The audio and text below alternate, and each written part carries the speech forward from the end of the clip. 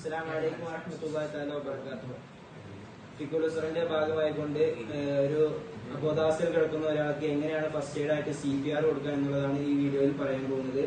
ആദ്യമായി കൊണ്ട് തന്നെ CPR എന്തെന്ന് വെച്ചാൽ കാർഡിയോ പൾമണറി റെസിസ്റ്റൻസ് എന്നാണ് CPRന്റെ പൂർണ്ണനാമമായിട്ട് വരുന്നത്. അപ്പോ ഇങ്ങനെ ഒരു അബോധാവസ്ഥയിൽ കിടക്കുന്ന ഒരാളെ ആദ്യമായി കണ്ടാൽ അദ്ദേഹത്തിന് ബോധമുണ്ട് എന്നുള്ളതാണ് നമ്മൾ ആദ്യമായിട്ട് നോക്കേണ്ടത്.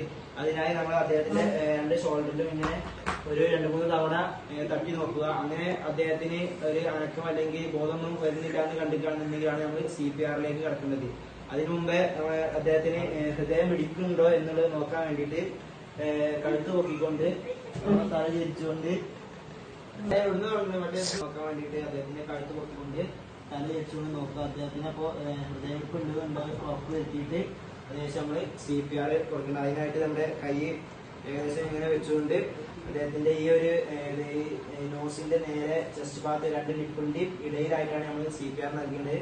വെച്ചുകൊണ്ട് ഈ ഒരു രീതിയിൽ ഏകദേശം ഒരു 4-2 സെന്റിമീറ്റർ ആഴത്തിലേക്ക് നമ്മൾ 30 തവണ ഇങ്ങനെ ചെയ്യുകയാണ് വേണ്ടത്. അങ്ങനെ ചെയ്തിട്ട് നമ്മുടെ അദ്ദേഹത്തിന് കൃത്രിമ ശ്വാസം നൽകുന്ന രീതിയാണ് CPRന്റെ അടുത്ത ഭാഗമായിട്ട് വരുന്നത്. അതിനായിട്ട് നമ്മുടെ കയ്യിൽ വല്ല ടവലോ കാര്യങ്ങളോ ഉണ്ടെങ്കിൽ അത് വെച്ചിട്ട് അദ്ദേഹത്തിന് 2 തവണ നമ്മൾ കൃത്രിമ ശ്വാസം ഇതുമാതിരി കൊടുക്കുക. അങ്ങനെ 5 തവണ ചെയ്യുമ്പോഴാണ് നമുക്ക് ഈ ഒരു ഘട്ടം പൂർത്തിയാക്കാൻ സാധിക്കുന്നത്.